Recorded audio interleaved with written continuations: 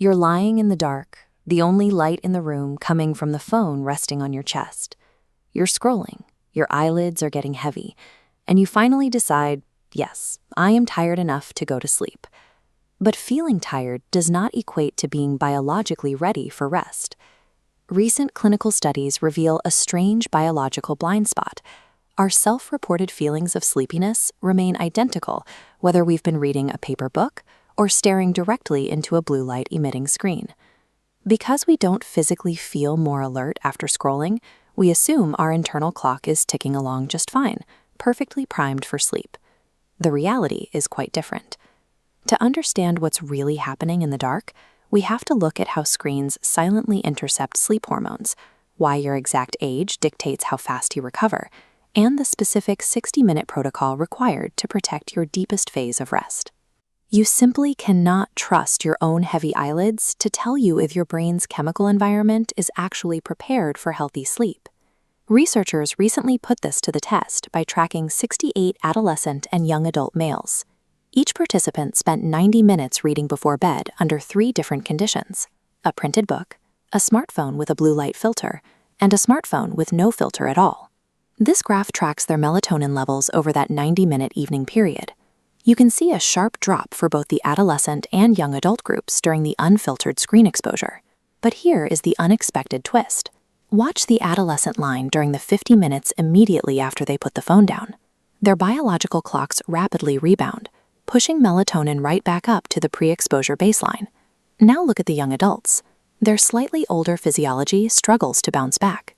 That line stays completely flat, meaning they enter their actual bedtime with a severe hormonal deficit. This deficit matters because melatonin is the essential chemical trigger that signals your brain to initiate the transition into deep, restorative sleep cycles. Even a few years of aging significantly slows down how quickly your biological clock can repair the hormonal suppression caused by LED screens. So, what happens to those young adults when they finally close their eyes while still carrying that melatonin deficit? This chart looks at N3 sleep, the deepest, most physically restorative stage of sleep. Look at the young adults during the critical first quarter of the night.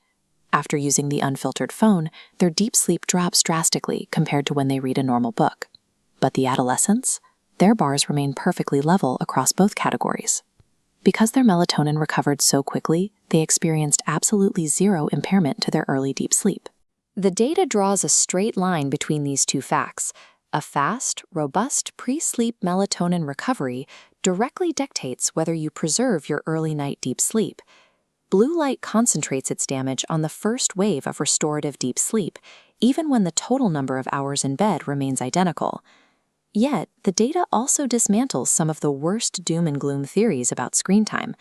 Despite those early night disruptions for the adults, metrics like total sleep time and overall sleep efficiency remained remarkably stable for absolutely everyone. Researchers also tested something called declarative memory consolidation.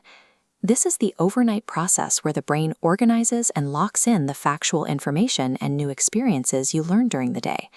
Testing proved this complex memory locking process was completely unharmed by the 90 minutes of screen exposure. It didn't matter how old the participant was or whether they used a blue light filter. The human circadian system stubbornly protects our core cognitive and memory functions from moderate screen exposure. The disruption remains localized to a specific hormonal delay, preventing a total systemic failure. There is an important limit to this study, however. The participants were only reading standardized text on their phones, a highly controlled, low-arousal activity. Highly stimulating habits like endless social media scrolling or intense interactive gaming likely trigger an even stronger physiological disruption, stretching those recovery times out much further. This brings us to the concept of a biological runway. Your body doesn't require a permanent ban on all screens after dark. It simply needs a clear, uninterrupted stretch of time to clear the melatonin deficit before you try to sleep. That 50-minute recovery window observed in the resilient adolescent group gives us a highly effective benchmark, the 1-hour buffer rule. The protocol is straightforward.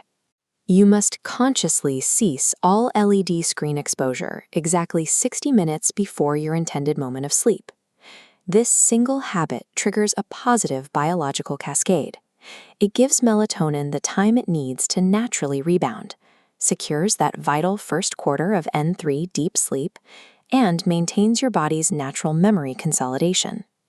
Even though smartphones silently suppress our sleep hormones while our eyes feel heavy, our bodies are built to repair the damage every single night.